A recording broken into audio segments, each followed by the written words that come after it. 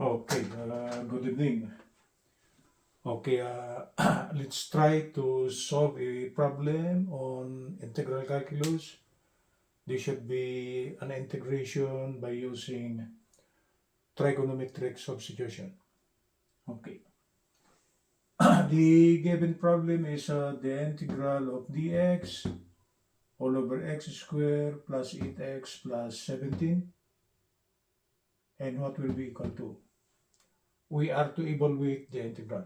Okay, let's try to bring out the solution. The integral of dx all over x squared plus 8x plus 17. Okay? And this should be equal to the integral of dx over x squared plus 8x plus 16 minus 16 plus 17. We introduce the 16 in 16 because a 16 by 16 is actually 0. Actually, this cancels out. But we could introduce it. Okay, there will be no violation on that one. So if we try to continue with the simplification on the right hand side, this should now be equal to the integral of dx. The terms x squared plus 8x plus 16, we'll do it as just simply the quantity x plus 4 quantity square. Because if we try to expand x plus 4 quantity square, it will be 8x plus 4x plus 16. And the sum of minus 16 plus 17 will just be simply 1. 1 or just simply 1 square, they are the same, right? So upon reaching this portion here, if we are to bring out the solution should be, we will choose a solution by using trigonometric substitution. Meaning we use sine and cosine functions as a part of the solution. Okay? So if by using trigonometric substitution, we will let x plus 4 quantity square equal to tangent square of theta. Taking the square root of both sides, this is a perfect square, this is a perfect square. So if we take the square root, okay, what will remain will just be simply x plus 4, and this should be equal to tangent of theta. Right? Taking the differential of both sides. The differential of x will be dx, the differential of 4 will be 0, and this should be equal to the differential of the right hand side. The differential of the tangent function is actually the secant square of that function times the differential of that function. So dx will be equal to secant square of theta, differential of theta. Okay? We'll go back here. X plus 4 quantity square plus 1. Okay?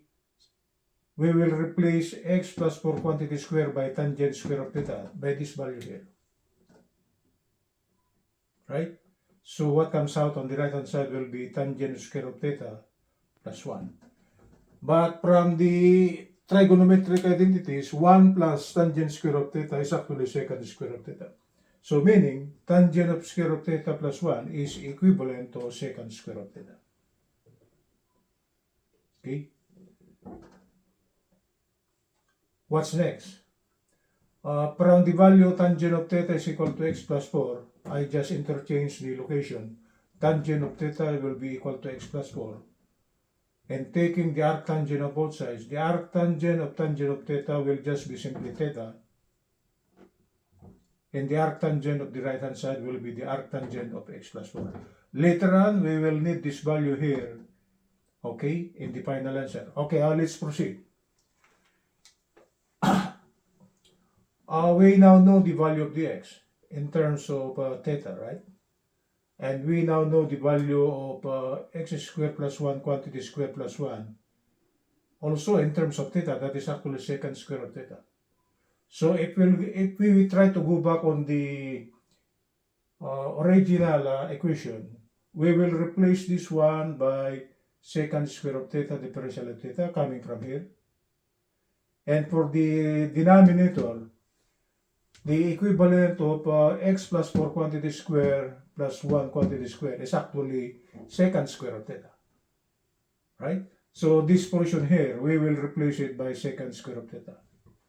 So after the substitution, by using the trigonometric substitution, this secant square of theta cancel with this. So what remains on the right hand side will just be simply the integral of differential of theta. And the integral of the differential of theta will just be simply theta.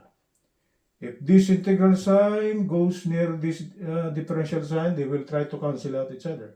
So the integral of the differential of theta will just be simply theta. This is plus c. For the meantime, we do not have limits, so we add a plus c on our final answer. But this is theta.